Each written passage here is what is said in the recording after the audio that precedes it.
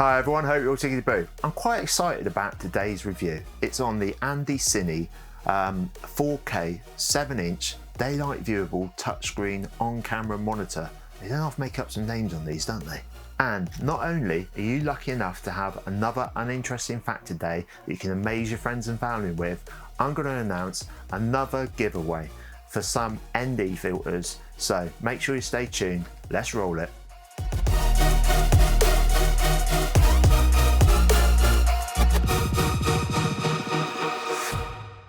Okay, we'll have a quick unboxing in a second and then get out and do a quick test in the field. Not really much I can do in the field with this really, other than show you it working, and we'll try and get it in bright sunlight, but the weather here in the UK at the moment is a bit terrible. So here's today's uninteresting fact. Do you know that in 1988, the largest ever recorded turtle was washed up on Harlech Beach in Wales? This was a leatherback and it measured 2.75 metres and weighed almost a tonne at 914 kilos. It was estimated to be over 100 years old, and when you think about it, the average man is about 1 metre 80 and 80 kilos. That's a hulk of a turtle. What they want, what they need, I will never lose, I'm a beast. If you want it, come and get it. Now then, as you know, I don't go into the tech side of things. If you want that, you can read it for yourself. There'll be a link down below to find out more if you want to. And after watching the review, if you fancy buying one yourself, use that link as well. Always helps out the channel. And just so you know, although this has been sent to me free to review, full disclaimer, they haven't paid me or sponsored me in any way, shape or form to do this. I always give full, unbiased, real life reviews on the kit, no strings attached. And if you have any questions or views, just drop them in the comments down below. I will get back to every single one of you. Right, before we unbox it, a little bit more about the monitor. It seems to come with everything you need to plug and play. The only thing I think you'll need to buy is the batteries, and those common Sony type ones. I think they're called F970s. I'll leave a link down below in the description for those as well. It is a touchscreen. You can upload your own LUTs to it, and it comes with, I think it's the Log Rec 709 one preloaded. The screen itself is 7 inches, it's full HD, has loads of other features such as wave displays, a vector scope, RGB histograms, etc, etc. There's also zebras on there and false colorings to help you with your exposure and things like that. So with my dulcet tones, there's so many different features on there. I can go on and you'd probably press stop on the video. So if you're interested in those sort of things, there'll be a link down below. Now let's see what's in the box. There we have it, the Andycine 4K. It comes in a nice little box, as you can see. And inside we have got the kit itself. Let's have a quick look. Oh, nice tight fit on this. Pop that out of the way. Okay, so you get the instruction manual. I think I will have a read of that with the extras that are on here, like the LUTs and everything else. What have we got in here? Cleaning cloth. I think that'd be the warranty as well. And here's the actual monitor. So, tell you what, it is all nicely packaged away. Get this lot out of the way. And what do we get in here? Oh, that's a nice added bonus. Not often do you get the HDMI cables with it, so this has come with that one. Oh, it's actually got two. So hopefully one of these is going to fit the Canon for me. And a bracket as well. Tell you what, normally when you order these, they don't come with all the kit that you need, so that's a nice thing to have it added on there. Let's get it fitted on the camera then. Before we fit it on the camera though, it's worth pointing out the unit itself is well put together, and also you've got two slots on here for your battery packs. The types of batteries that go in there, those really common Sony ones, but having two on there means that you will get, I believe anyway, some good working time out there in the field. So this won't be my normal setup, it's just for the purposes of the video. We're going to set it up on the EOS RP. You get the bracket like we said, and you've got two little locking screws in there. I don't know if you can see them. Let's focus you in. So there they are. Alright, so they're there, and then that actually locks into the side of the monitor there. Those lock into there nicely.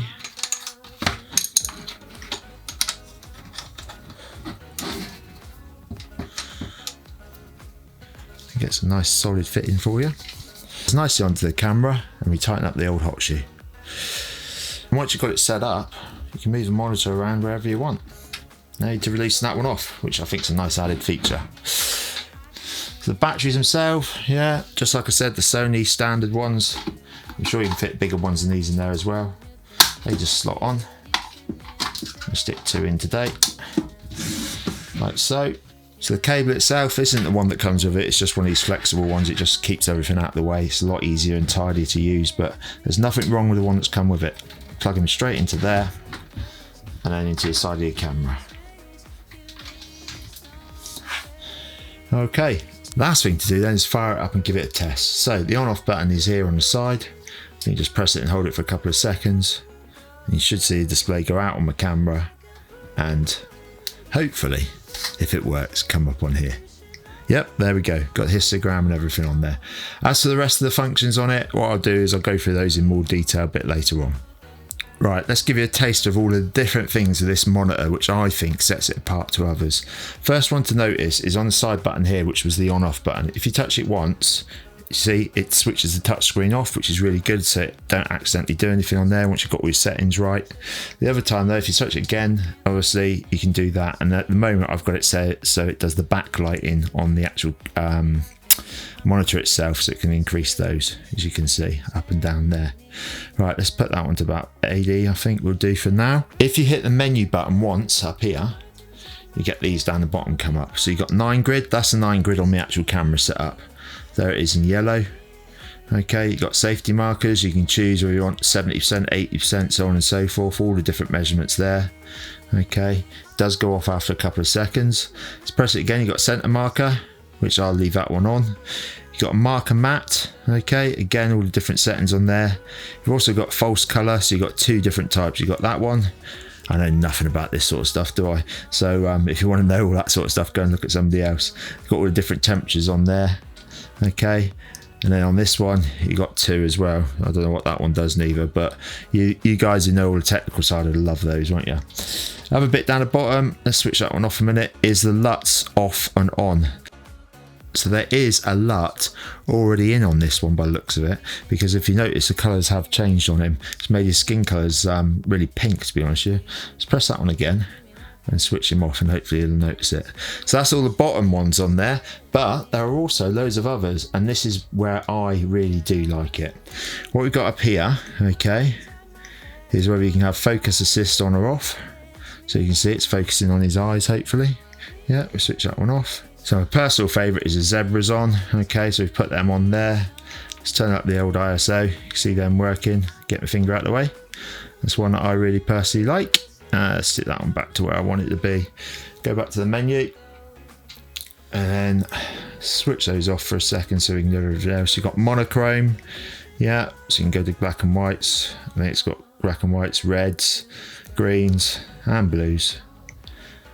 False colour on and off again, so if you like, you've got down on the bottom, okay, and then we return that one.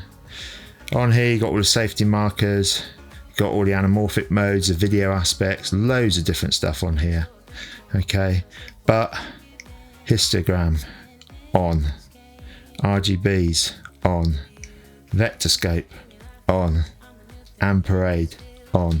You can have all of those on, which is absolutely superb, because it'll help you with things like your skin tones and things like that. So as you can see, they're all on there in small different ways. It's pretty well balanced looking at this, might be a bit overexposed, and up there you've got the old vector scope. If you touch them, nothing happens, okay? The beauty of this though, if I switch those all off a minute and press these ones, okay, it actually switches it over so you can have them all around here, so you've got them nice and big and you can still keep the picture in the middle there. Pretty damn good, especially for the price. I don't think we can actually beat that. Let's get out in the field and give it a good old test in the bright sunlight. That's if it's not raining again here in the UK, because this is an ultra bright monitor, and one of the big things they recommend on it is that it is really good in sunlight, and we'll get out and see that in the field. See you in a sec.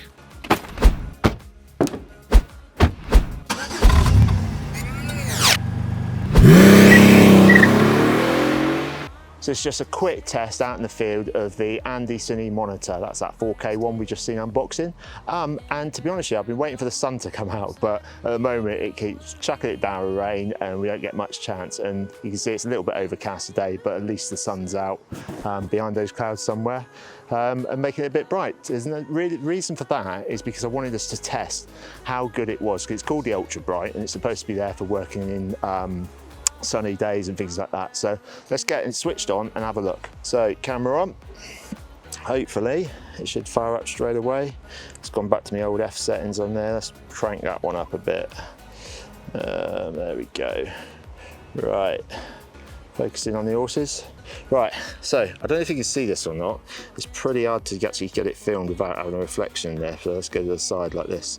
So what you got there is the camera image itself. I've set it at 105, it's on f/22. But I think it's actually clearer than the one on the Canon. So if you can see that or not, let's have a look. Let's get in there. It's pretty hard to get this. So there you go. So that's the Canon one itself. And then there's the actual settings itself on there. It's pretty tough to show you this outside, but I thought, you know, rather than just show it in the studio, it'd be a good idea to get out in the field and give it a good old test. So there you go. Let's get back in the studio, have a look at the rest of the features on it, and if you want to buy one, you know that there's a link down below. So like I said, the only real life test I can do with this is switch it on out in the field, and the sun was quite bright. There was a bit of cloud around, but hopefully you got the idea of what it actually looks like.